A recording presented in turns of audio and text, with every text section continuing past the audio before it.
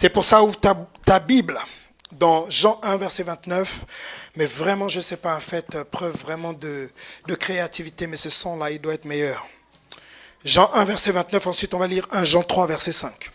Jean 1, verset 29, je lis la parole de Dieu. Le lendemain, il vit Jésus venant à lui et il dit, « Voici l'agneau de Dieu qui ôte le péché du monde. » Ouais, 1 Jean 3, verset 5. 1 Jean 3, verset 5. « Or, vous le savez, Jésus apparut pour ôter les péchés. Il n'y a point en lui de péché. » Très bien. Une chose que nous avons vue durant ce mois, c'est que Jésus ne couvre pas les péchés, mais Jésus ôte les péchés. Tu es énervé? Ça va? Ouais, ça va? Très bien. C'est bien. Quand tu souris, tu es très joli. Jésus ôte les péchés, mais Jésus ne couvre pas les péchés. Qui dort avec une couverture ici? Qui dort avec une couverture? Les autres, vous dormez nus? Qui dort avec une couverture? Qui n'a pas de couverture? Qui dort avec une couverture? Mais voilà, Nzambe. Vous êtes parti? Tu es parti, Rodri? Tu es parti? Là, je prêche. La réunion qu'on aura, ce sera tout à l'heure. Donc là, reçois d'abord le message. Elle sera tout à l'heure après. Donc là, tu peux recevoir la parole. Si vous dormez avec une couverture, la particularité de la couverture, c'est que lorsque vous tournez, vous pouvez perdre la couverture. Pas parce que la couverture n'a pas été créée pour vous couvrir, mais parce que la couverture a des limites. Et le sang des animaux avait une limite et ne couvrait les péchés du peuple que pendant un temps, pendant une durée. C'est pour ça que Jésus est venu mourir à la croix, mais c'est tellement fort. Hein, mais le problème, c'est que là, je ne suis même pas au niveau le plus élevé, mais ils ne comprennent déjà pas. Jésus est venu ôter les péchés de l'humanité, pas les couvrir, mais les effacer. Mais aujourd'hui, j'aimerais vraiment aider tout un chacun, non seulement à réaliser que vos péchés sont déjà effacés, lorsque vous vous approchez de la croix, vous ne vous approchez pas pour, je ne sais pas comment vous l'expliquer en français simple, vous ne vous approchez pas pour recevoir le pardon au moment où vous avez péché, mais vous vous approchez pour recevoir un pardon qui a déjà été pourvu il y a plus de 2000 ans. C'est-à-dire que Jésus a déjà payé. Et toi, tu viens simplement récupérer quelque chose pour lequel on a payé. C'est ça. Mais, oui, tu peux acclamer le Seigneur si tu veux. Mais regardez, il y a autre chose. Dis avec moi autre chose. Il y a une vie sans péché. Oh yes. Si Jésus est le prototype, si Jésus est l'exemple de la vie que nous devons vivre sur la terre, ça veut dire qu'il y a une dimension de vie où tu ne pêches pas. Et je vais vous aider ce matin, dis avec moi, aide-nous à vivre une vie où on ne lutte pas contre le péché. Parce que la Bible ne nous a pas appelés à lutter contre le péché. La Bible nous a appelés à dominer sur le péché. Alléluia. Le problème de beaucoup de chrétiens, c'est qu'ils vivent une vie de lutte perpétuelle, lutte pour avoir des finances, lutte pour vaincre le péché, lutte pour arriver à gérer leurs émotions. C'est normal que tu vives comme un esclave alors que tu es libre, parce que quelqu'un de libre ne lutte pas. C'est ça. C'est ça. Comment? Regardez, à l'époque de l'esclavage, quand on affranchissait un esclave, il avait le document prouvant qu'il était libre. Vous connaissez l'esclavage? Yes. Même si vous ne connaissez pas, certains d'entre vous allez aller à certains endroits, on va vous rappeler que vous êtes noir. Je vous dis la vérité. Le problème, c'est que des fois, on vit tellement la tête au ciel qu'on oublie. Et il y a des gens qui se chargeront de te le rappeler. Parce qu'il y a des gens qui n'ont toujours pas évolué dans leur mentalité. Et donc, si tu ne connais pas l'esclavage, laisse-moi t'expliquer en quelques secondes. Il y a donc des gens qui dominaient sur d'autres gens. Et ils les appelaient des esclaves. Et ces gens n'avaient pas de droit. Et quand un esclave était affranchi, peu importe le lieu où il allait, il présentait la preuve comme quoi il n'était plus esclave. Il était désormais libre. Le sang de Jésus est la preuve que tu n'es plus esclave, mais que tu es désormais libre. Chaque fois que Satan veut te ramener dans l'esclavage, tu présentes le document comme quoi le sang de Jésus m'a rendu libre. Mais pourtant, il y a un problème. Il y a des gens qui sont libres, mais qui vivent encore comme des esclaves. Comme à l'époque de l'esclavage, il y a des esclaves qui étaient affranchis, mais malgré le fait qu'ils étaient affranchis, leur mentalité les limitait comme esclaves. L'une des choses qui garde les gens esclaves du péché, ce n'est même pas le diable, c'est leur mentalité. Tu peux être libre, mais quand ta mentalité n'est pas libre, tu seras un esclave libre. Regardez le peuple d'Israël, ils sortent d'Égypte. Ils étaient sortis d'Égypte, mais l'Égypte n'était pas sortie d'eux. Come on. Ils sont là pendant tout leur périple dans le désert. Ils se plaignent de la vie de quand ils étaient esclaves. C'est comme ça qu'on croise des chrétiens à l'église qui disent: quand j'étais dans le monde, quand j'étais esclave, je vivais une meilleure vie. Quand j'étais dans le monde, je ne manquais pas de chum, je ne manquais pas de blonde. Les garçons me couraient après. Maintenant que je suis chrétienne, je dois me battre à me marier. Tu n'as rien compris, sœur. Rien compris. Rien. Rien. Accordez-moi juste ça, parce que je ne comprends pas. Marie-Michel, on dirait que ton boubou là n'est pas sophistiqué. Le bouton s'ouvre comme ça là. Tu veux que le peuple de Dieu voit le pasteur Très bien. Très bien. Grand 1. Nous allons d'abord voir le rôle de la conscience et sa purification. Yes. J'ai inversé un peu parce que j'aurais pu parler de comment obtenir le pardon avant, mais j'aimerais d'abord parler de la puissance de la conscience. Parce que beaucoup de chrétiens qui pêchent quittent même l'église à cause de leur conscience. Regardez, la conscience, c'est un des organes de votre esprit. L'homme est en 3 dimensions, esprit, âme et corps. Dans votre esprit, il y a quoi si vous avez fait le disciple-là? Non, pas les responsables de réseau, oui? Oui, toi, tu fais le disciple-là, non? Est-ce qu'on peut me trouver un micro, s'il vous plaît? Parce que non, on fait des classes bibliques. On fait des classes bibliques, vous êtes là, vous retenez pas les choses. Prends un micro, s'il te plaît. J'ai besoin de 3 personnes qui sont de cette église, qui ont fait le disciple-là. Vous levez la main et on va vous interroger. Il y a quelqu'un là-bas? Ah, vous avez échappé belle. Qui a fait l'affermissement ici? Mon Dieu, vous n'avez pas honte. Pendant 3 mois, on vous enseigne dans une classe biblique. Déjà, tu n'as pas la caméra, donc peut-être que tu dormais.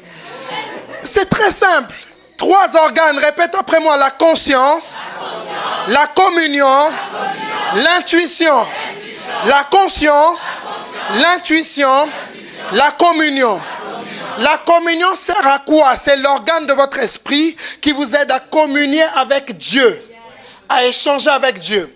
L'intuition, c'est cet organe de votre esprit qui vous permet de sentir les choses en avance.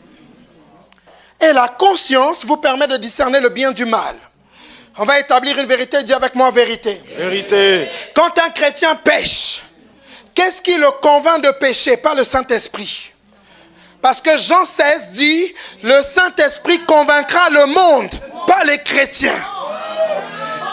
Hein? Le Saint-Esprit convainc le monde de péché, de jugement, de justice. Jean 16, versets 7 à 9. Donc quand tu pêches, ce n'est pas le Saint-Esprit qui te convainc, c'est ta conscience qui te parle. Parce que quand tu nais de nouveau, ta conscience est réactivée.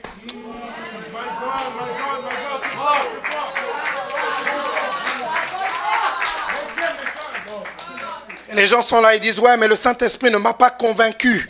Tout ce qui n'est pas le fruit d'une conviction est un péché. Tu mens. Déjà, le passage dit: tout ce qui n'est pas le fruit d'une conviction. La conviction de qui? De ton leader ou de toi? Tu peux ne pas avoir la conviction de venir à l'église. Dès le moment où j'ai la conviction, tu pêches en n'obéissant pas à la conviction de la parole. Come on. Dans des gens là-bas. Basic. Je vais redescendre, j'ai été flashé à 200 km/h. Regardez, l'une des choses que le péché fait, Pasteur Grace l'a dit la semaine dernière, c'est que le péché crée la honte ou suscite la honte et la peur. Genèse 2, verset 25. Genèse 2, 25. Oui. L'homme et sa femme étaient tous deux nus et ils n'en avaient point honte. Mais regardez, 2 personnes, c'est comme si nous sommes ici à l'église, vous voyez quelqu'un de nu arriver, est-ce que ça sera normal? Non. Non. Mais pourtant, eux, à l'origine, ils étaient nus, ils n'avaient pas honte. Déjà, je vous ai déjà expliqué que parce qu'ils étaient couverts de la gloire. Et ensuite, le péché a fait rentrer la conscience de son état. Et ensuite, la honte. C'est pour ça que lorsque vous péchez, mon Dieu, vous avez ce sentiment de honte. Et regardez, je vais vous expliquer ça en français très simple. Et vous allez comprendre, comme si j'étais avec vous tous les jours de votre vie. Tu viens à l'église, tu as l'impression qu'on te juge. Tu dis, je n'ai pas envie d'aller à l'église, là-bas on me juge. Alors que personne ne te juge. Qu'est-ce qui te juge? Ta conscience, un. Deuxièmement, le fait que tu sois conscient de ta nudité te donne l'impression que tout le monde te voit nu.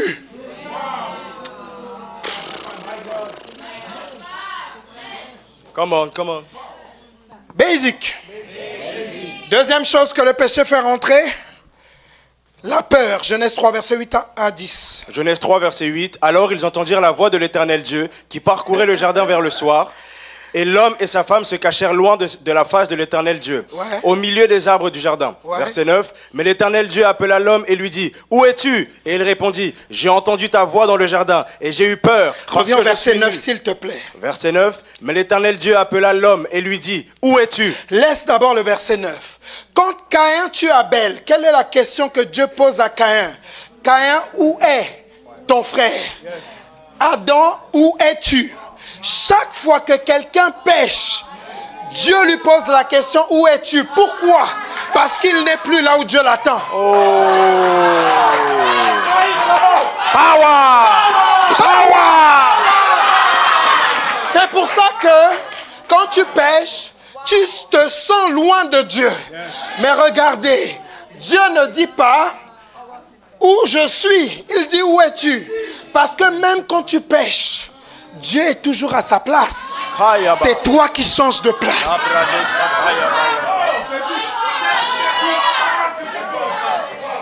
C'est très fort. Je ne sais pas si tout le monde a compris. On est là. Verset 10. Verset 10, il répondit, j'ai entendu ta voix dans le jardin et j'ai eu peur parce que je suis nu et je me suis caché. Attendez. La même voix qu'il entendait avant, qui lui permettait d'échanger. Maintenant, cette voix suscite la peur. C'est bizarre. Et c'est exactement ce que certains d'entre vous ressentez. Quand vous péchez, la voix du pasteur, la voix de Dieu, au lieu de vous édifier, suscite la peur. Mais en réalité, ce n'est pas la voix du pasteur. C'est l'écho que fait la voix contre ton état. C'est la voix résonnant face à ton état qui suscite la peur. La peur de quoi? La peur du jugement. La peur d'être exposé, d'être à nu. Pourtant, quand tu as volé, le pasteur n'était pas là. Pourquoi tu as peur que le pasteur le sache? Pourquoi quand le pasteur prêche, tu dis, on dirait qu'on lui a raconté ma vie? Non. Déjà, est-ce que tu sais que le pasteur est rempli du Saint-Esprit? Et que le Saint-Esprit connaît toutes choses. Je n'ai pas besoin que ton responsable me raconte ta vie. Le responsable qui est au-dessus de moi me raconte ta vie. Afin de solutionner ta vie. Power! Les gens ne comprennent pas, hein? Comprennent pas, ils disent que non, mon responsable a dû te raconter ma vie. Non, c'est Dieu qui est directement en train de te parler. C'est pour ça qu'il dit, si tu entends le son de ma voix, n'endurcis pas ton cœur. Est-ce que j'étais avec toi quand tu allais en soirée? Non. Est-ce que j'étais avec toi quand tu as recontacté ton ex? Non. Mais celui qui est en moi, c'est là où tu as été pendant la semaine. Il sait. Regardez. Il sait. Géhazi va prendre l'argent de Naaman.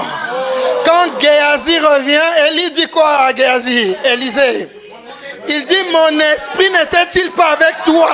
Ça, c'est quelle marque de sorcellerie? On enseigne ça dans quelle école de théologie? Mais l'esprit de Dieu est avec toi, partout où tu vas. Partout. Et il sait ce que tu fais. Il sait. Même quand tu amènes quelqu'un à l'église, tu dis, c'est mon grand frère. Il sait. Il knows. Tu sais, mon frère, il y a des gens qu'on présente comme des grands frères. Quand tu regardes, tu dis, oh, toi aussi. C'est Doi. Est-ce que j'ai 5 ans? Est-ce que déjà la façon dont le grand frère te regarde, on regarde sa petite soeur comme ça, il dit c'est mon grand frère. Il dit, grand frère, on ne fait pas ça. Dis à ton voisin, grand frère, on ne fait pas ça.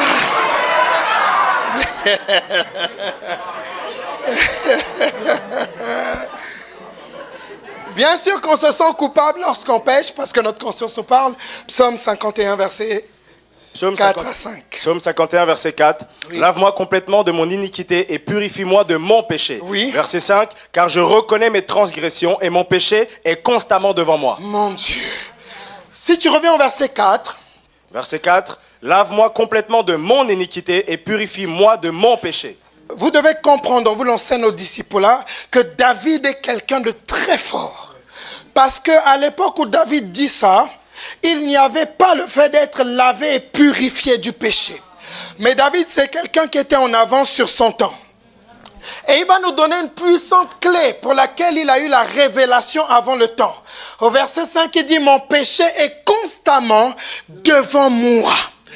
Regardez mes chers frères et sœurs, suivez-moi attentivement. Lorsque vous péchez, vous avez l'impression que malgré le fait que vous avez demandé pardon, le péché est toujours devant vous. Mais pourtant, le péché a déjà été effacé. Qu'est-ce qui te donne la sensation qu'il est toujours devant toi? La conscience et la mémoire. Parce que tu te souviens de ton péché.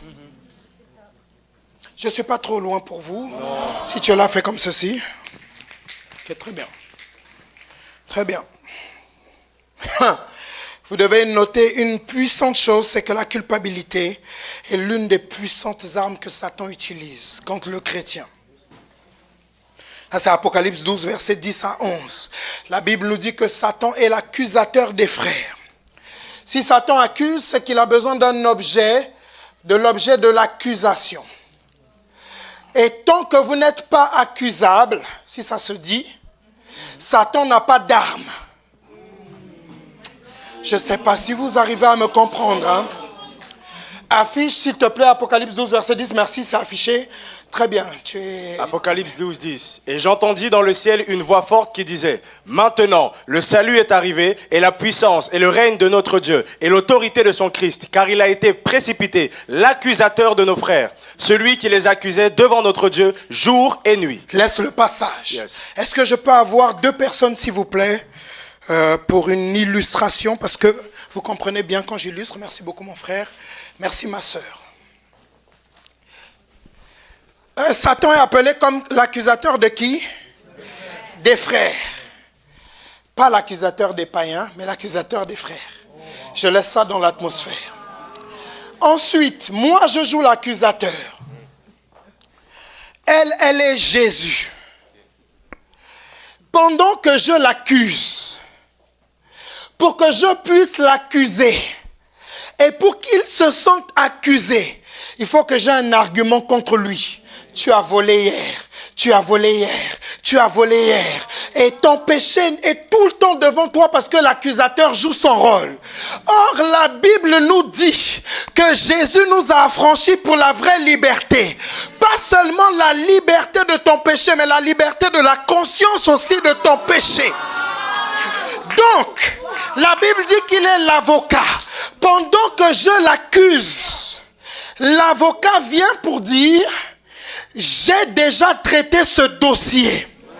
J'ai payé je ne sais pas si vous avez déjà vu les séries des avocats. Il y a l'accusation et il y a toujours la défense. Et il y a le juge. Mais dans ce tribunal, le juge est déjà de ton côté. L'avocat est de ton côté. Il n'y a que l'accusateur qui est contre toi. My God, my God, my God, my God. Si tu me comprends, dis je te comprends. Je te comprends. Est-ce que tu me comprends, mon frère? Tu es en train de noter? Ok, très bien.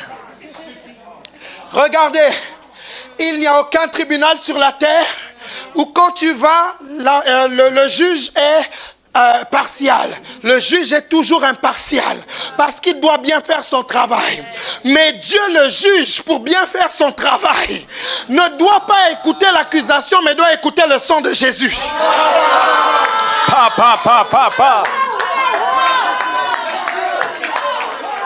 Quand Satan vient et dit, mais toi tu couches avec ton chum, tu n'es même pas digne d'être chantre, tu n'es même pas digne de diriger la louange, tu n'es même pas digne de faire ceci. Jésus dit, mais elle n'a pas besoin, elle, d'être digne, parce que moi j'ai déjà été rendu digne. Elle est digne parce que moi je la rends digne. De quelle accusation on parle? J'aimerais dire à un jeune chrétien ici, ne sois plus accusé. Chaque fois que Satan vient t'accuser de ton péché, dis-lui, l'avocat est de mon côté, le juge est de mon côté. Lève-toi un instant et dis avec moi, l'avocat est de mon côté, L'avocat est de mon côté. le juge est de mon côté, Le juge est de mon côté. l'avocat est de mon côté, L'avocat est de mon côté. le juge est de mon côté. Le juge est de mon côté. Satan, Satan, tu es un menteur. menteur. Acclame le Seigneur, assieds-toi un instant. Regardez, beaucoup de gens ne comprennent pas que le rôle de Satan ne change pas. Il utilise toujours les mêmes techniques pour accuser. Toujours. Et c'est pour ça que je vais vous dire quelque chose de puissant. Si vous trouvez des frères dans une église qui vous accusent toujours pour votre péché, je me pose une question s'ils sont vraiment des frères. Parce que le seul qu'on appelle accusateur des frères, c'est Satan. Donc si tu n'as pas la nature de Satan, tu ne peux pas accuser les frères. Vous voyez des jeunes filles qui arrivent dans cette église avec des mini-jupes. Vous n'avez jamais entendu le pasteur Grace et moi dire, oui, mais pourquoi tu mets cette mini-jupe, sœur? Tu vois pas qu'on voit toutes tes cuisses, on voit même la limite de tes fesses? Non, on n'a pas à les accuser. L'enseignement de la parole va les éduquer. Aïe, tu parles bien. Regardez. 2 Timothée 3, verset 16 dit, toute écriture est utile et inspirée de Dieu pour enseigner, pour éduquer, pour convaincre, pour corriger. La parole que nous enseignons est suffisamment puissante pour corriger, pour éduquer et enseigner. Il y a des moments, laissez les gens avec leurs péchés. La parole que vous enseignez va faire son travail. Et vous remarquerez que les gens vont plus facilement changer lorsque vous enseignez que lorsque vous les accusez. Déjà, ce n'est pas votre rôle de les accuser. Jésus-Christ ne les accuse pas. Regardez cette femme prise en flagrant délit d'adultère. On a lu le passage avec Pasteur Grace la semaine dernière. Il dit, où sont tes accusateurs? Il dit, moi non plus, je ne t'accuse pas. Je trouve bizarre que même des pasteurs entre eux s'accusent. C'est fou, hein? On est dans une génération où même des pasteurs s'analysent, se jugent et s'accusent. Ils sont là, ils disent, non, lui, c'est sûr, il est orgueilleux. Non, lui, c'est sûr que lui, il est là juste pour la fame. Non, lui, tout ce qu'il fait là, c'est parce qu'il cherche le buzz. Mon Dieu, mais est-ce que tu as le cœur de Dieu? Est-ce que tu es Dieu pour juger le cœur de quelqu'un? L'homme regarde à ce qui frappe aux yeux, Dieu regarde au cœur. Je suis d'accord, tu l'as dit, Dieu regarde au cœur. Alors, pendant que toi, tu accuses ton frère à l'église, est-ce que tu connais son cœur? Basic. Je vais vous raconter une histoire. Si tu veux que je raconte, dis raconte. Raconte. Kenneth Hagin raconte. Kenneth Hagin, c'est vraiment un de nos ancêtres. Hein? Si vous ne connaissez pas Kenneth Hagin, je parle souvent de lui ici. C'est vraiment dommage. Kenneth Hagin raconte, une fois il a une vision. Vision écran. La vision écran, c'est comme je vous vois là par exemple. Et il voit un frère rentrer chez une prostituée. Quand il voit le frère rentrer chez la prostituée, automatiquement il veut la juger. Et Jésus dit non, ne parle pas trop vite, regarde. Quelques secondes après, il voit le frère qui avait la culpabilité. Il n'a pas fait ce qu'il voulait faire, il est sorti. Il y a des moments où vous voyez les gens rentrer dans des endroits, mais vous ne savez pas ce qu'ils ont fait dans cet endroit ou ce qu'ils n'ont pas fait. Pendant que vous les voyez avec vos yeux naturels qui frappent, Dieu regarde au cœur et dit, il n'est pas allé jusqu'au bout, il s'est repenti. Aïe, aïe, aïe, aïe, aïe. Qui es-tu pour juger l'autre? Ouais, tu peux acclamer le Seigneur. Ça, c'est la base du christianisme. La base du christianisme, mais beaucoup ne comprennent même pas ça. Je vous dis la vérité, même des gens qui se font appeler apôtres. Je suis proche de l'apôtre Alain Patrick Sengue. Il y a des choses que je sais parce que mon père m'enseigne. Et notre père spirituel nous a toujours enseigné d'avoir la simplicité de cœur et de jamais juger les gens à l'apparence. Jamais. Mais pourtant, dans le milieu chrétien, nous sommes dans un milieu de requins. Est-ce que vous savez qu'il y a des gens qui se réjouissent même pas quand l'église de leur frère grandit? Ouais, l'église de leur frère grandit au lieu de se réjouir. Pourquoi? Parce que si vous êtes sur la même terre, que son église grandit, c'est qu'assurément la tienne va grandir. Parce que la terre porte la semence de la réussite. Mon Dieu, mon Dieu, mon Dieu.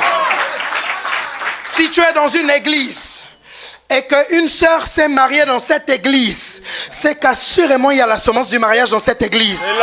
Alors ne va pas voir ailleurs, la semence est déjà là. Déjà là. La semence est déjà là. Déjà là. Oui, mais je ne vois pas le frère. Tous les frères, je ne les trouve pas beaux à l'église. Tu l'as dit, il faut être prophétique. Pasteur Grâce, que tu vois là, elle ne me trouvait pas beau. Hein? C'était compliqué, elle ne me trouvait pas beau parce que quand elle me voyait, elle disait, mais vraiment, lui, il se la pète, je ne sais même pas pourquoi il se la pète. Et moi, je la voyais, je disais, mais elle est orgueilleuse, elle se prend pour qui? Mais au moment de Dieu, il a mis le collier sur les yeux. C'est-à-dire qu'à un moment donné, je l'ai regardé, je dis, oh, mais pourquoi mes yeux étaient fermés tout ce temps? Mais pourquoi? Ma soeur, ne t'inquiète pas. C'est juste parce que ce n'est pas la saison, tes yeux sont fermés. Mais dis à ta voisine, un temps arrive. Un temps arrive. Où les yeux seront ouverts. Où les yeux seront ouverts. Et le frère que tu voyais tout le temps court, la petite de taille. Tu vas dire, mais c'est un géant dans l'esprit. Pourquoi je le trouvais petit comme ça? Viens ici, là, toi. Basic. Tu me comprends? Gloire à Dieu. La semence est là, va pas chercher ailleurs. Je te dis. Et puis l'église va grandir. Moi je dis tout le temps, frère, l'église va grandir. C'est métis ce que tu veux. Pour le moment, le seul teint clair qu'on a ici, là, c'est la Respo Kenya, la Respo Véro. Mais un temps va venir où les teints clairs seront versés ici. Tu veux le chocolat bronzé comme ça, là? Un temps va venir où quand on éteindra la lumière à l'église, tu vas dire, oui, ils sont là, partout. Ils sont tous bronzés ici, c'est béni. C'est un blanc que tu veux, un temps va venir où il y aura des blancs. Donc ne t'inquiète pas. Dis encore à ta voisine, ne t'inquiète pas. Bon, je vais sauter un peu. Grand 2, comment obtenir le pardon et la purification de ses péchés. Mon Dieu, c'est ça mon problème, c'est que j'ai tellement beaucoup de choses à dire que après je ne sais même plus comment finir. Je pense pasteur Marc, c'est la même chose. Hein. À un moment donné, tu as tellement de choses à dire que tu ne sais même plus, c'est compliqué. Comment obtenir le pardon et la purification de ses péchés? Première clé, reconnaître et confesser son péché. J'ai dit reconnaître et quoi? Confesser, c'est ouvrir sa bouche, pas dans le cœur. Je sais que certains d'entre vous, vous vivez avec des gens. Donc, des fois, tu es là, tu pries. Seigneur, merci parce que tu es grand. Je te demande pardon. Oh, Papa Yahweh, je sais la technique. C'est-à-dire que tu as peur que quelqu'un t'écoute. Et donc, tu confesses ça. Mais c'est la confession qui marche.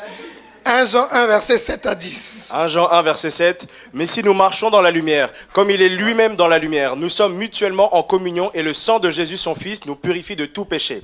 Verset 8. Si nous disons que nous n'avons pas de péché, nous nous séduisons nous-mêmes et la vérité n'est point en nous. Verset 9. Regarde, relis le passage s'il te plaît parce qu'ils ont décidé d'aller à un autre message. Verset 8. Verset 7.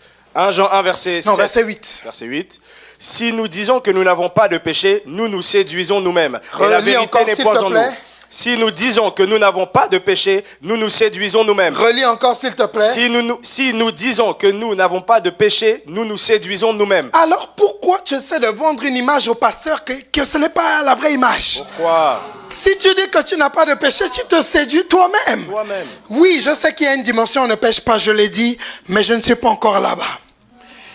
Ce que j'ai remarqué souvent dans les églises, c'est que les gens veulent vendre l'image au pasteur, ils veulent se vendre sous le meilleur jour. Et donc ils sont là, ils se font comme s'ils n'ont aucun péché. Le pasteur dit, est-ce que tu peux m'acheter ceci? Il n'a pas d'argent, mais il dit, oui, je vais acheter, pasteur. Le pasteur dit, est-ce que tu peux faire ceci? Il fait, parce qu'il se dit que c'est comme ça qu'il aura le cœur du pasteur. Mais tu peux avoir le cœur du pasteur sans avoir le cœur de Dieu. Première vérité déjà. Ensuite, chasse le naturel, il reviendra au galop. Donc aussi longtemps que tu te bats à cacher ta vraie nature, tu ne fais que retarder le temps. Un temps viendra où on va réaliser que tu étais très impoli. Mais tu sais, quand la vraie nature apparaît, elle ne prévient pas. Ça prévient jamais. Tu as joué la carte du spirituel pendant toute l'année. Et ce jour-là, le gars du protocole t'énerve. Et c'était la période du mois. La période rouge. Et ce jour-là, tu pètes les plombs. Tu dis, se prend pour qui cet homme? Tu balances tout. Tu ne réalises pas que le pasteur était à côté disant, oh, sœur Terre. Oui, le naturel est revenu à la surface. C'est pas ici. Hein. Mais si c'est pas ici, pourquoi vous baissez les têtes? C'est pas ici? Tu as le droit de me regarder si c'est pas ici.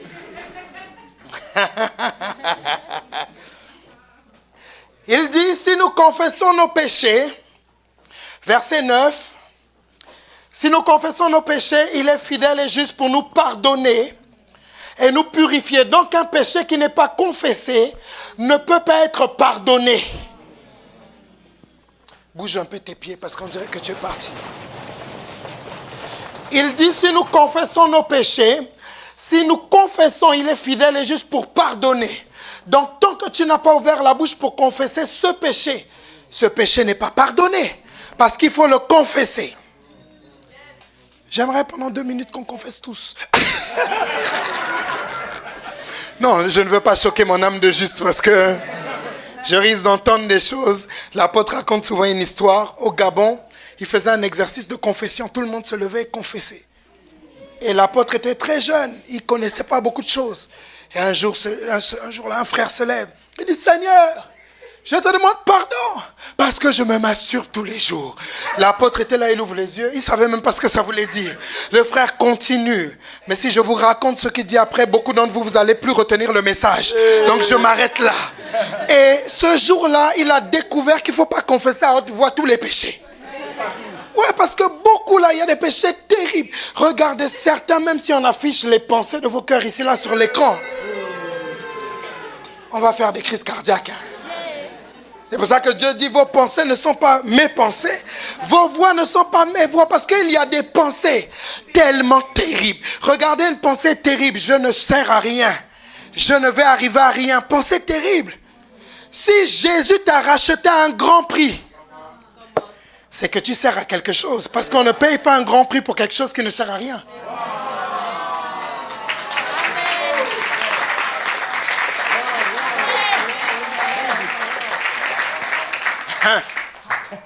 La Respo Marie-Michel, c'est la première fois qu'elle assiste au culte, on dirait. Viens voir un peu, viens voir un peu. Viens voir un peu. Viens voir.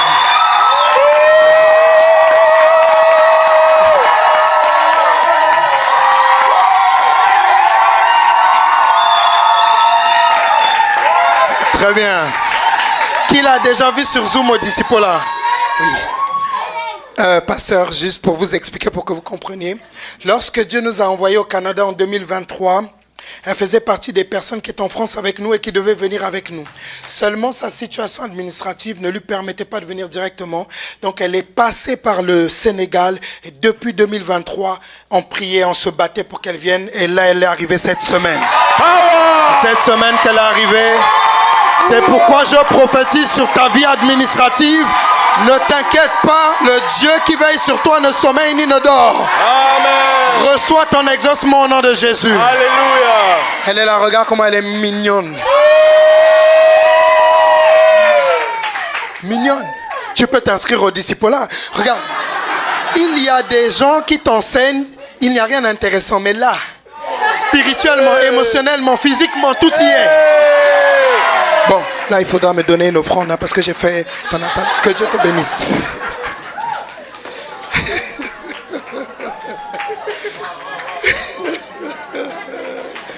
Dis à ton voisin, bienvenue à l'ACER. Bienvenue à l'ACER. Il n'y a qu'à l'ACER où en plein message, on coupe le message pour raconter des histoires. Tiens, il y a tel d'abord qui est là-bas. Et quand je venais d'arriver, l'apôtre faisait ça. Il disait, oh mon frère, ça va, lève-toi. Ça fait longtemps que je ne t'ai pas vu. Je disais, mais... Ça me faisait bizarre, je disais, mais ce monsieur-là ne veut pas prêcher. Et après, honorer la personne qui voit, nous, on est à la CER. Comment être exaucé de son péché? Bien sûr, ne pas le cacher. Proverbe 28, verset 13. Qu'est-ce que j'ai dit?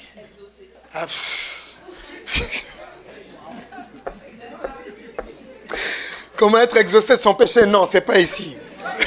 Proverbe 28, verset 13. Oui, vas-y, lis s'il te plaît. Proverbe 28, verset 13. Celui qui cache ses transgressions ne prospère point, mais celui qui les avoue et les délaisse obtient miséricorde. Je pense qu'ils n'ont pas entendu. Relis s'il te plaît. Celui qui cache ses transgressions ne prospère point, oui, mais celui qui les avoue et les délaisse obtient miséricorde. On va ajouter Psaume 32, verset 5. C'est là. Psaume 32, verset 5. Je t'ai fait connaître mon péché et je n'ai pas caché mon iniquité. J'ai dit, j'avouerai mes transgressions à l'Éternel et tu as effacé la peine de mon péché. Ce que tu caches ne peut pas être pardonné. Ouais, le problème c'est que beaucoup cachent tellement de péchés qu'au point, vous savez, l'une des choses avec le fait de cacher, c'est que ça vous pousse à mentir. Et l'un des problèmes du mensonge, c'est que toi-même tu te souviens plus de ton mensonge. Tu commences d'abord par dire, non, ma mère a 2 enfants. Et 3 mois après, on te repose la même question. Non, mais j'ai 4 frères et sœurs. Pourquoi? Parce que tu mens tellement que toi-même, tu te mélanges. Celui qui avoue son péché reçoit le pardon. Comment recevoir encore le pardon? Allez voir la personne qu'on a offensée. Matthieu 5, verset 23-24, Kengenga, vraiment. Il me reste combien de temps? 12 minutes, ok, oui. Non, Matthieu 5, 23. Oui. Si donc tu présentes ton offrande à l'autel, oui, et que là, tu te souviennes que ton frère a quelque chose contre toi. Relis mon frère. Si donc tu présentes ton offrande à l'autel, et que là, tu te souviennes que ton frère a quelque chose contre toi. Si tu présentes ton offrande à l'autel et il ne dit pas que tu te souviennes que tu as quelque chose contre ton frère, mais il dit que tu te souviennes que ton frère a quelque chose contre toi. Mais attends, si c'est lui qui a quelque chose contre moi, pourquoi lui ne vient pas me voir? La maturité, c'est de se battre, d'être en paix avec tout le monde. Tu parles bien. Je pense que vous n'êtes plus avec moi. On reconnaît ton niveau de maturité. Tant que ça dépend de toi, tu fais tout pour être en paix avec les autres. Continue s'il te plaît mon frère. Verset 24. Laisse là ton offrande devant l'autel et va d'abord te réconcilier avec ton frère. Puis, viens présenter ton offrande. Ouais, c'est pour ça qu'il y a des offrandes qui ne reviennent jamais. Kaya. C'est pour ça que certains vous faites des offrandes. Ça n'a pas d'écho. Parce qu'il y a beaucoup de gens qui ont des problèmes contre toi. Je sais que je suis en terrain glissant, mais je vais avancer. Parce qu'on est au Canada, il y a la glace partout ici, on sait comment glisser. Regardez, tu sers dans le même département que quelqu'un. Avance, avance. Tu as un problème avec le frère. Et tu lèves les mains. La Bible dit de lever quand même des mains pures. Hein? Et tu lèves tes mains alors que dans ton cœur, tu sais que tu as quelque chose contre quelqu'un. Il y a un problème. Il y a un problème. Les gars, il y a quelque chose là-bas. Non? Ok. 2 frères étaient en train de prier. Et un frère avait quelque chose contre son frère, il priait en langue. Et automatiquement, le Saint-Esprit ouvre les oreilles du frère qui était à côté. Pendant qu'il priait en langue, le Saint-Esprit a ouvert les oreilles de son frère. Il entendait, Saint-Esprit, aide-moi, je n'aime pas ce frère. Vraiment, je déteste ce frère. Chaque fois que je le vois, il m'énerve. Pourtant, il priait en langue. Mais comme son cœur n'était pas droit, Dieu a ouvert les oreilles de son frère. Et je prophétise que ça arrive à ton voisin au nom de Jésus. Parce que, regardez, l'un des problèmes que je rencontre souvent avec beaucoup de chrétiens, c'est qu'ils sont très rancuniers. Rancuniers, c'est-à-dire que tu tiens un problème pendant 1 an. Tu viens à l'église, mais tu n'as pas pardonné à ta mère. Je sais que ton père a quitté la maison, mais tu ne peux pas être restauré tant que tu ne lui as pas pardonné. Basic. Tu pardonnes à ton... Oh. Basic. Attends d'abord, frère, parce qu'il me regarde de façon très mystique. Avance. Au Canada, il y a beaucoup de pères qui partent chercher le lait. C'est comme ça qu'on appelle ça ici. Je ne sais pas pourquoi c'est le lait, pourquoi pas la viande, pourquoi, mais en tout cas, c'est le lait. Et ils vont chercher le lait et ils ne reviennent pas. Et ça crée des dégâts collatéraux dans les familles. Beaucoup d'entre vous, vous ne savez même pas comment apprécier la présence de Dieu comme un père, parce que le père est parti de votre maison et de votre famille. Mais sachez déjà, la première chose, c'est que Dieu est le père des orphelins. Deuxième chose, tu ne peux pas guérir de quelque chose que toi-même tu n'as pas pardonné. Donc, ton père est parti. Ta part, c'est de lui pardonner. La part de Dieu, c'est de te guérir. Acclame le Seigneur. Ça, c'est pas la révélation, c'est la sagesse. Parce qu'on ne prêche pas tout le temps avec révélation, mais on prêche tout le temps avec sagesse. Bon, quoique la révélation dépend des niveaux spirituels. Hein. Et laissons ça. Vous allez bien? Yes. Bon, bref, j'ai tellement de choses à dire, mais je vais continuer à sauter. Grand 3, les mécanismes à mettre en place pour triompher du péché. Et je vais terminer par ça parce que sinon le message ne va jamais terminer. Et il faut que je termine. Toi, tu aimes m'écouter, c'est bien. Tu aimes m'écouter. Il reste combien de temps, sœur? Il faut me dire. Hein. Parce que tu sais, le problème des prédicateurs, c'est que quand 11 minutes. Attends, il y a 5 minutes, mon frère. On me dit il y a 12 minutes. Là, 11 minutes. Mais attends, mais on est dans quel temps? On est dans l'éternité. Il me reste combien de temps?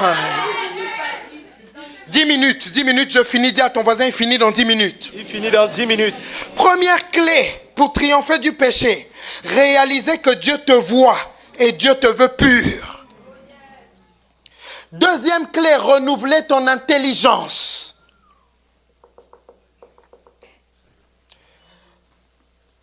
Troisième clé, ne plus pratiquer volontairement le péché. Amen. 1 Jean 3, versets 5 à 9.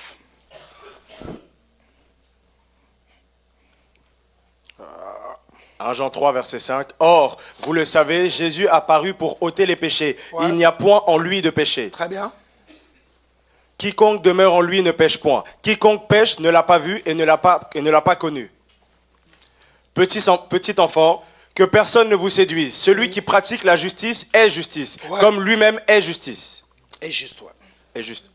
Celui qui pêche est du diable, car le diable pêche dès le commencement. Ouais. Le Fils de Dieu apparut afin de détruire les œuvres du diable. Très bien. Quiconque est né de Dieu ne pratique pas le péché, parce que la semence de Dieu demeure en lui. Regardez, tout à l'heure, nous avons vu que celui qui dit qu'il n'a pas de péché est un menteur. Qui se souvient du passage?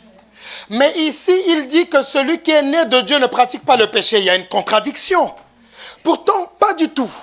Arrivé à un certain niveau spirituel, tu ne pratiques plus volontairement le péché. Tu arrives à dompter ta chair de sorte à ce que tu ne pêches plus. Il y a des niveaux dans la vie spirituelle. Il y a ceux qui tombent, il y a ceux qui se relèvent, il y a ceux qui n'ont même plus besoin de tomber. Parce qu'ils savent comment se contrôler pour ne pas tomber. Mon Dieu, je pense que vous m'avez laissé. C'est fort. Avant-dernière clé, installer des habitudes. 1 Corinthiens 9, 27 dit, je traite durement mon corps. Yes. Et je le tiens assujetti de peur de pécher de peur de pécher. Je pense. Première habitude à installer, contrôler ses yeux. Psaume 101, verset 3. Contrôlez ses yeux. Tu es stressé? Parce que vous faites tous la même chose. La Respo Kenya aussi, elle fait tout le temps ça. Ce sont des gestes de gens stressés. Psaume 101, verset 3. Psaume 101, verset 3. Psaume 101, verset 3. Je ne mettrai rien de mauvais devant mes yeux. Ouais. Je hais la conduite des pécheurs. Ouais. Elle ne s'attachera point à moi. Regardez, il ne dit pas rien de mauvais arrivera devant mes yeux. Il dit je ne mettrai rien de mauvais devant mes yeux. Donc volontairement, je choisis de protéger mes yeux. My God, s'il vous plaît, suivez-moi. Il me reste que 5 minutes. Suivez-moi attentivement. Peut-être que ça sera la seule chose que tu vas retenir, Christentia. Suivez-moi attentivement. S'il dit je ne mettrai rien de mauvais devant mes yeux, ça veut dire que tout compte Instagram qui peut te faire pécher, tu as la responsabilité de te désabonner pour ne plus l'avoir devant tes yeux. Je pense que ça vient de s'envoler. S'il dit je ne mettrai rien de mauvais devant mes yeux, ça veut dire que tout site internet, là où tu peux aller, là où tu peux aller et mettre devant tes yeux, je ne mettrai volontairement rien. Mais vous pourrez me poser une question, qu'en est-il des choses qu'on m'impose? Parce qu'il y a les choses que tu mets volontairement et il y a les choses qu'on t'impose. Tu es sur Instagram, tu n'as rien demandé. Tu regardes des contenus de sport et là, tu vois une jeune fille en train de faire le squat. Tu ne comprends pas pourquoi son squat doit toujours être serré. Tu n'as rien demandé, ça s'impose devant tes yeux. Qu'est-ce que tu fais? Tu enlèves. Mais il y a des moments où toi-même tu sais ce qui fait pécher tes yeux. Alors tu dois contrôler tes yeux. Si tu sais que ce qui fait pécher tes yeux c'est un décolleté, alors en été, marche la tête basse. Parce qu'en été ici c'est gâté, hein? C'est dans tous les... C'est-à-dire que la première fois que nous sommes venus au Canada, on était choqués. Même en France, on n'avait jamais vu des tenues aussi courtes. Quand on arrive au Canada, on s'est dit, mais pourquoi tout le monde s'habille comme ça? Pourquoi les vendeurs sont autant des voleurs? Où est le reste du tissu? Pourquoi ils donnent toujours des moitiés de tissu? Ici, en été, c'est gâté. Donc, pour te protéger, regarde devant toi. Je vais avancer. Quand tu vas au gym, moi, par exemple, je vais au gym. Il y a des moments où tu arrives au gym. Tu ne comprends pas, on dirait que la personne est possédée. Il y a tout l'espace là-bas, elle vient seulement là où toi tu es. Là. Et elle vient faire son squat devant toi. Tu dis, mais mon Dieu, mais tu pouvais faire ton squat là-bas. Elle vient devant toi. Elle est envoyée. Qu'est-ce que tu fais? Moi, qu'est-ce que je fais? Je me lève, je vais faire mon exercice ailleurs. Parce que la salle est grande. Très grande. On n'est pas obligé d'être tous au même endroit. Protège tes yeux, dis à ton voisin, protège tes yeux. Là, j'ai parlé de la chair. Mais certains, c'est l'argent qui fait pécher vos yeux. C'est-à-dire que voir plusieurs billets comme ça, là. Ça chauffe. Ouais. Il y en a, ils perdent la tête. Des billets, l'argent. Si tu sais que ça fait pécher tes yeux, détourne tes yeux un peu de ça. Oui,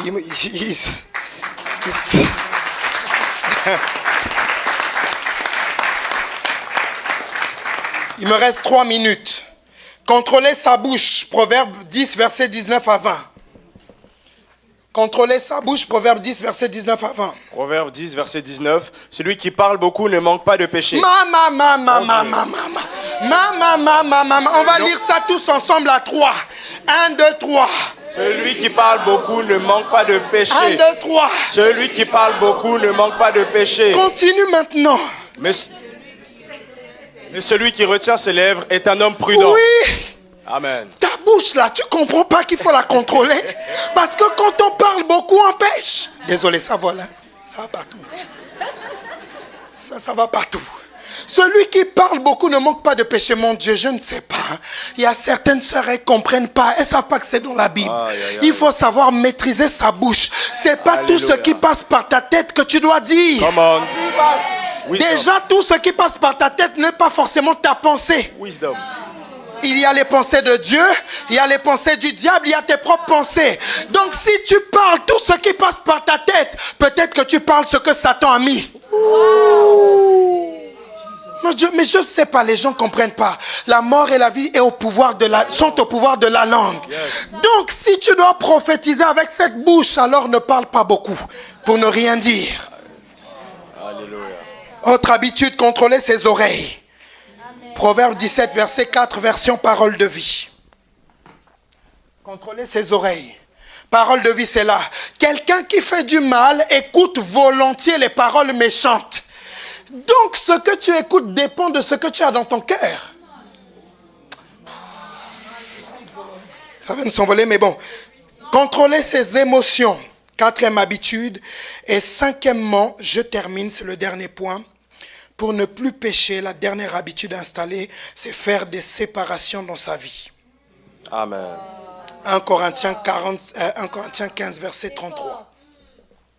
Ce sont les 2 dernières minutes et je les ai choisies exprès afin que l'atmosphère devienne froide. 1 Corinthiens 15, 33. Vas-y. Ne vous y trompez pas. Les mauvaises compagnies corrompent les bonnes mœurs. Très bien. Je termine en disant... Tu veux devenir un chrétien solide, il y a des amis que tu dois enlever de ta vie. Amen. Parce qu'il y a des amis qui veulent tout le temps t'emmener en soirée. Tout le temps en club.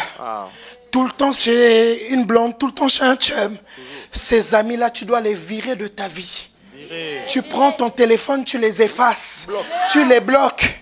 Quand ils cherchent à te contacter, tu dis en fait, toi et moi, on n'est pas sur la même longueur d'onde. Moi, je veux suivre Jésus. Oh, tu me regardes d'une façon. C'est le message. Les séparations. Amen. Tu sais comment on traite les ex? On les bloque. L'ex, tu le bloques, tu te désabonnes, tu le bloques encore sur Instagram, tu le bloques sur TikTok, tu le bloques sur Snap. Parce que les ex sont des agents très puissants. Les ex, ils sont très puissants. Ils sont tout le temps connectés au moment où tu es faible dans la chair. Et c'est là qu'ils t'envoient un message et disent, je pensais à toi. À qui? Quand j'étais en feu, tu ne pensais pas à moi, c'est maintenant que tu penses à moi. Donc, je te donne un devoir à faire à la maison. Donne. Tu prends ton téléphone. Toutes les personnes qui ne t'aident pas à avancer avec Dieu, tu bloques et tu vires. Tu peux te lever en acclamant le Seigneur. Alléluia. Nous avons terminé. Nous avons terminé. Je ne sais pas combien de temps j'ai prêché, mais j'ai prêché longtemps. Longtemps. Mais c'est la première fois que je prêche longtemps et que du début jusqu'à la fin, les gens sont concentrés. Parce que eux, des fois, là, ils te lâchent, mais tu ne comprends rien. C'est-à-dire que tu parles, tu as l'impression d'être dans un désert. Tu dis, mais je comprends rien. Mais là, aujourd'hui, vous étiez très concentrés. Acclame le Seigneur pour toi-même.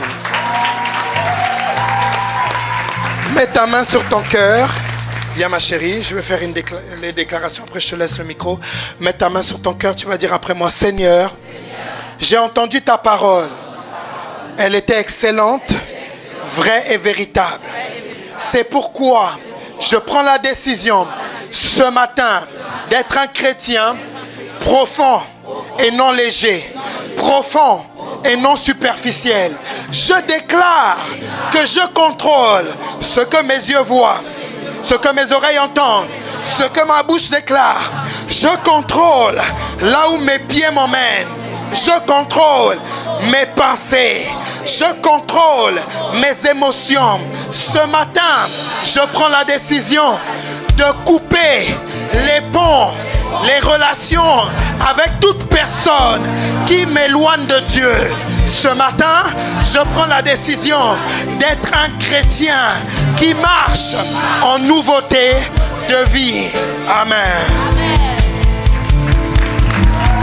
Alléluia. Est-ce que tu peux acclamer Jésus?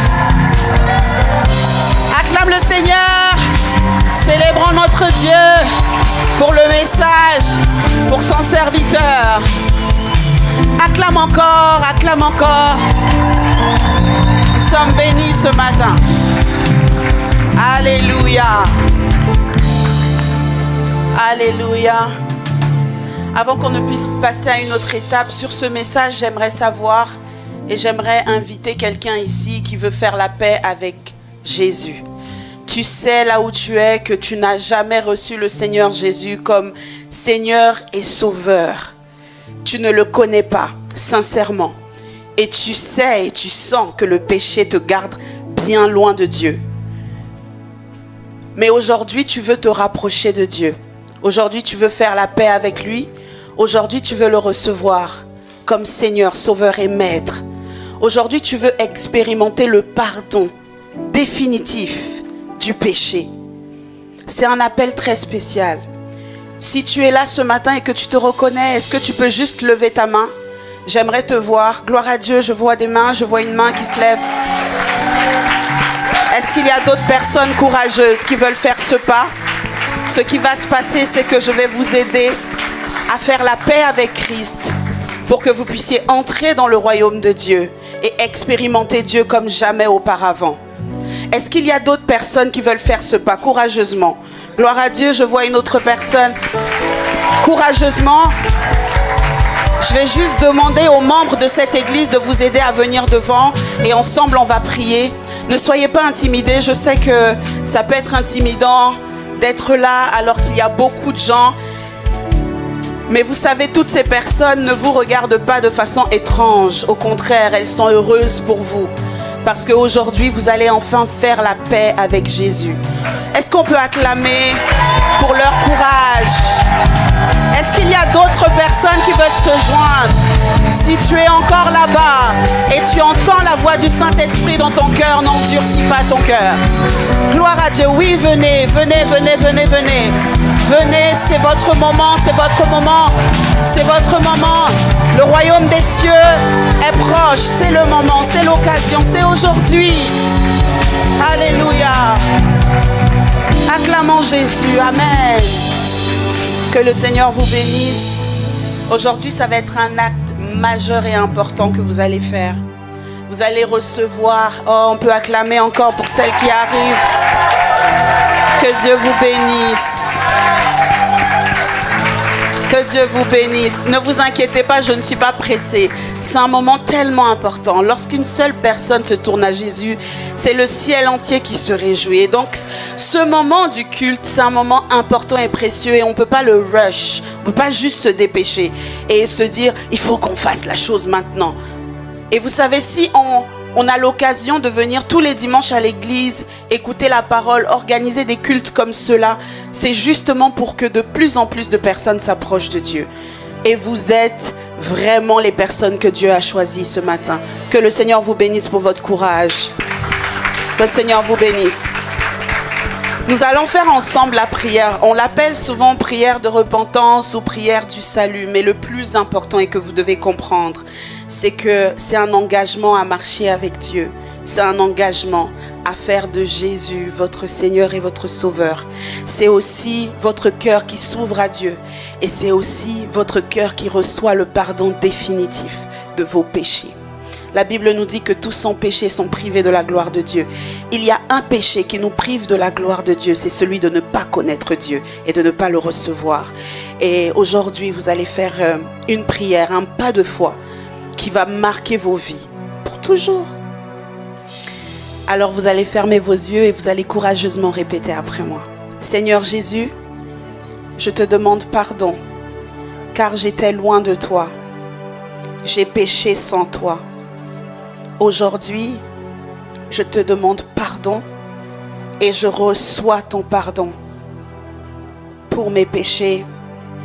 Je crois que tu es mort à la croix pour moi. Je t'ouvre mon cœur et je reçois ton amour. Aujourd'hui, je m'engage à te faire confiance, à marcher avec toi. Merci Seigneur, parce que tu viens dans ma vie par le Saint-Esprit. Je reçois le pardon et l'amour par le Saint-Esprit.